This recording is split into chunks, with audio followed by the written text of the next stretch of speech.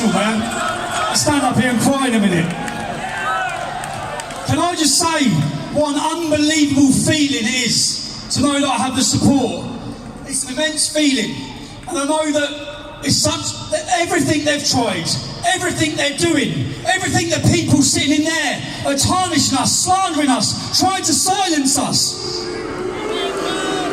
And I know by the reaction I get when I travel the country that the people are not listening to them, that the people are supporting us. The people of this country have been silenced for 20 to 30 years with the tag of racist. They have managed to silence people so they're too scared to speak up when they see things that are wrong. They're too scared to tell the truth and identify problems with an ideology and a religion in our country because they're worried about being called racist. They now realise that that tag is dead. No one cares anymore with being labelled as a racist.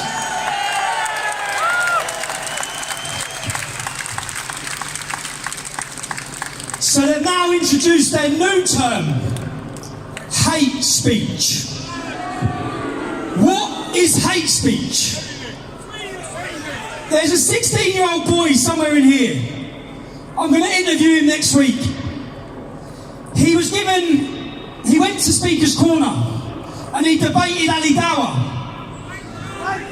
And he stated facts about Islam. He was visited last week by counter-terrorism officials as part of the Prevent strategy. His mother was in pieces, crying, scared, worried.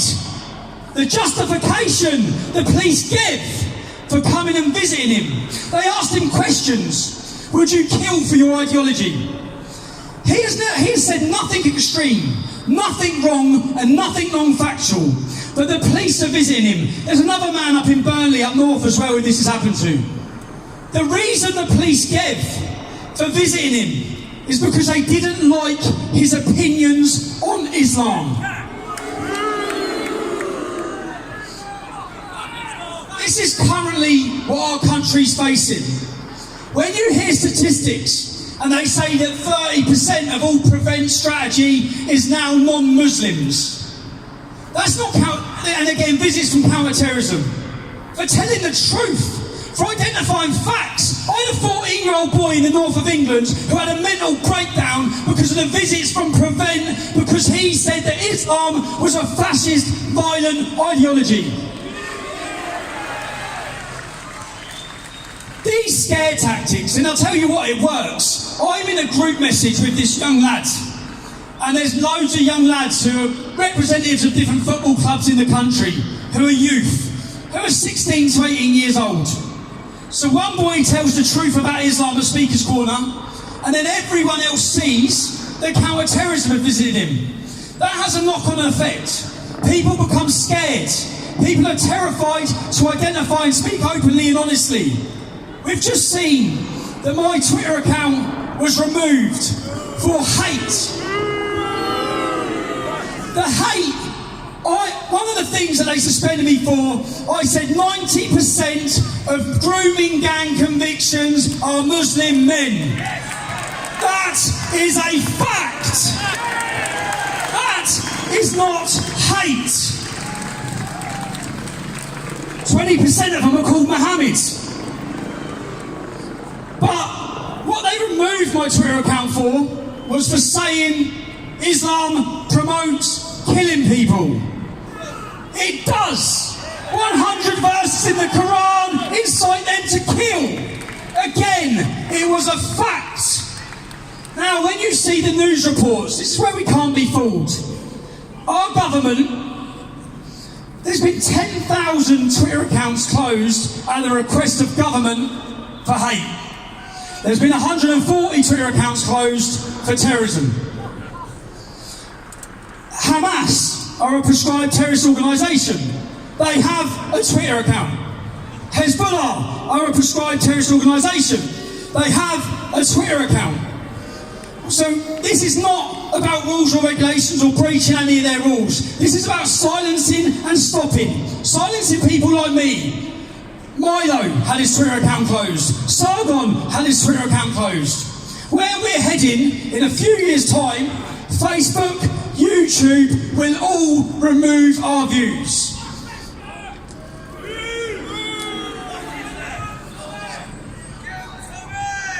And if we're to do anything about it, and it has to be so, there's a video of Yvette Cooper, a Labour politician. She's sitting down with the CEOs of YouTube talking about why my videos are being promoted. This is government interference with private companies to remove certain people's views, which is fascism. Now, Twitter are a private company, so they can remove you if they want. What I want to do is I'm going to take Twitter to court.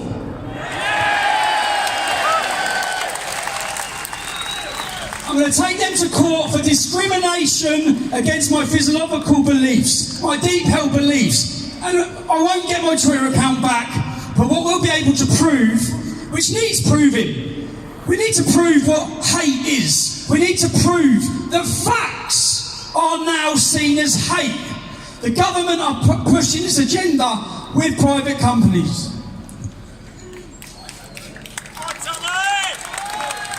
And I'm triggered about my Twitter account still. I deleted my life to concentrate on Twitter.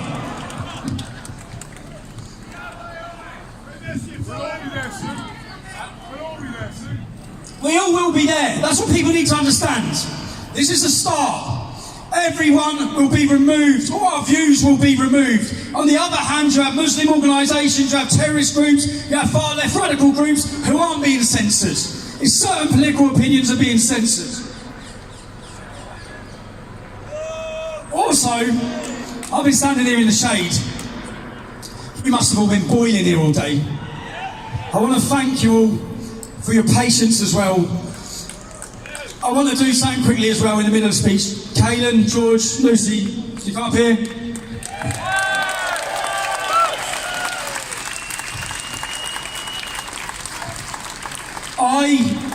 I'll be honest, you see all this, you see the organisation for all this, the videos.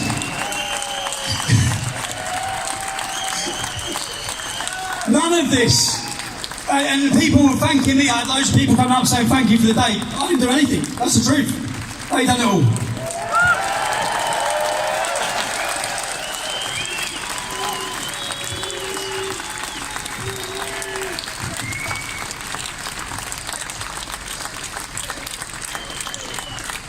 We have, for years, the media.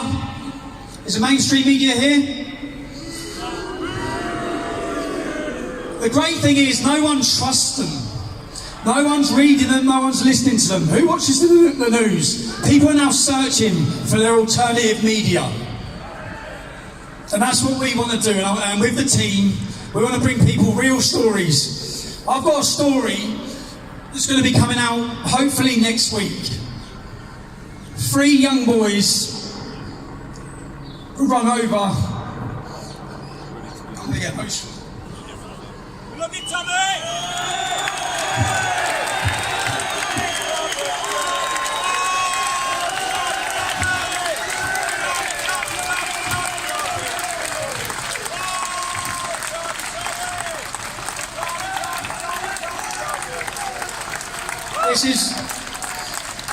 I spent a week looking at the case of the murder of their children.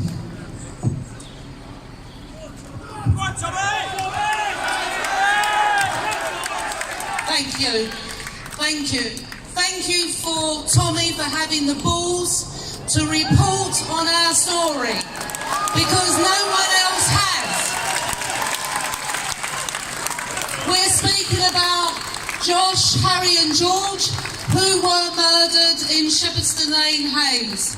And this has been covered up by the Met Police and the CPS. Exactly, thank you. Hold your heads in. We're speaking out because we're not afraid to speak out.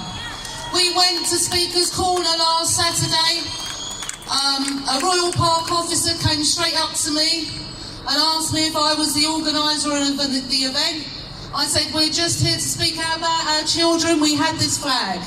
He told me this flag and our balloons could be offensive to certain people. I said, offensive to who? That I'm in Britain, they're not offensive to me, are they? Is that offensive to you? No. Are they going to be waving British flags at the royal wedding? Exactly. So amongst us, we have 35,000 people who hate us, who want to hurt us, who want to kill us. Our poor children has become part of that now. And Theresa May, if you can hear me, if you don't have the guts or the balls to get rid of them, stick me in 10 Downing Street, because I'll do it for you. We are not afraid. So thank you again to Tommy for letting us up here and saying our little bit for now. The video's going to come out and you can see more. We don't just want justice for Josh, Harry and George, we want justice for every British person. We've had enough.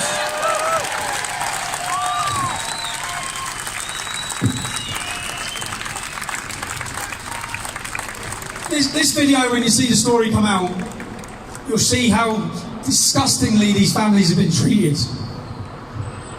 You'll see that. Getting emotional even thinking about it, man. I spent a week crying over their case. You'll see it next week.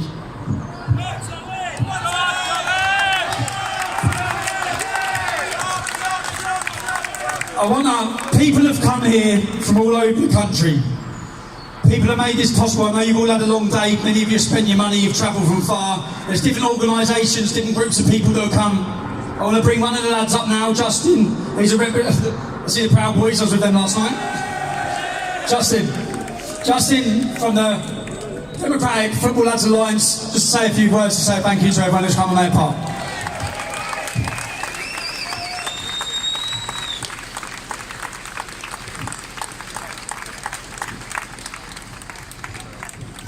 Can I start by welcoming everyone to London, every football firm from all over Britain, our brothers the veterans, and every single one of you who've made the effort to stand up and be counted today. History will look kindly on you. In years to come, people will look back and ask, why didn't we listen to them sooner? We are all taking part in a race against time. Our goal is to educate people before it's too late. Our opposition are those who seek to suffocate freedom of speech. Since 1979, Saudi Arabia have been buying our oxygen, our media, telling us all what to think. The prejudicial bias that runs through our mainstream media, coupled with a perverse political correctness, is a cancer that is spreading through our society. This disease allows the paid-off councils, CPS, police and government to trouser their backhanders, while our children are brainwashed, raped and killed. Successive governments have depleted and neglected our armed forces. Over 7,000 veterans sleep rough on the streets of Britain every day. Our border agency is not fit for purpose. All are welcome to the promised land. Last one in, close the gate behind you. And you don't see any of them sleeping rough. We are a divided nation, the haves and the have-nots, injustice at every corner. Our police stand guard with guns, doing a job that by rights the army should be doing, while our towns and cities are lawless. Telford, Rochdale, Rotherham, Oxford, Newcastle, Manchester, Glasgow, the list goes on and on. And we're here here today to demand a national inquiry into what is happening with these grooming towns and what is happening to the millions of children being raped in this country by racists. Racists. Private security firms police our communities, doing jobs we pay our police to do. What price do our corrupt councils put on our children's lives? I look out here today and I can see thousands of people who you can't be bought. You all need to come to Manchester on the 2nd of June because our children's lives may very well depend on it. We're the DFLA, and together, we, all of us here, together, are stronger. Ladies and gentlemen, get home safely.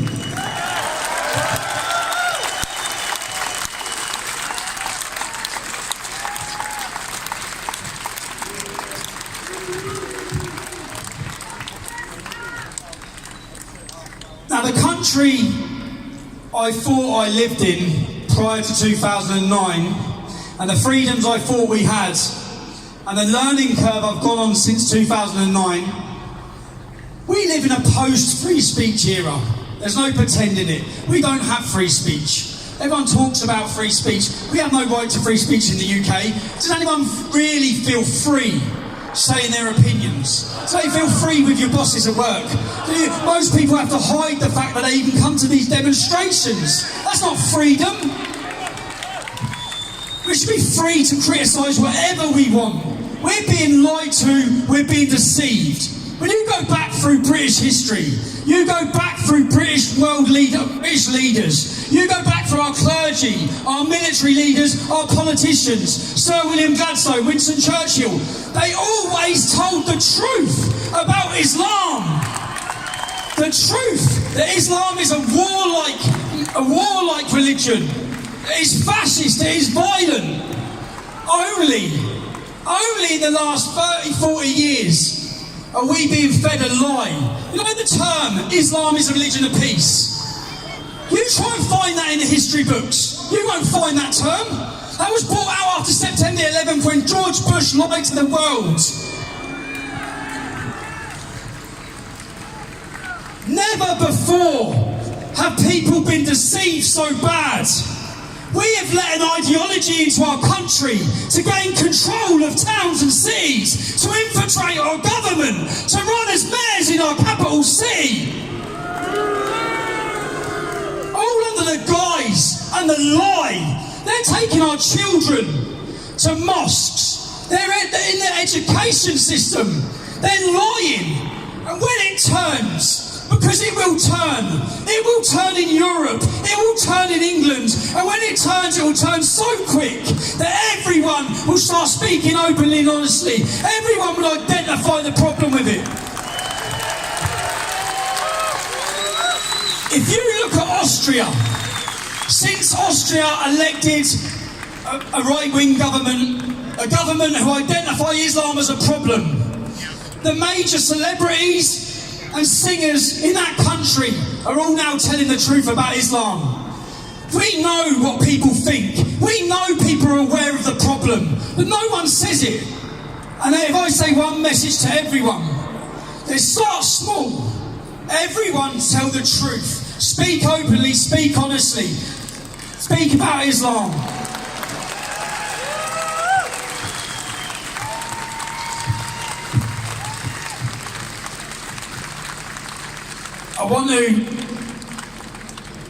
I know you've all had a long day, and I want to thank every single one of you for travelling here.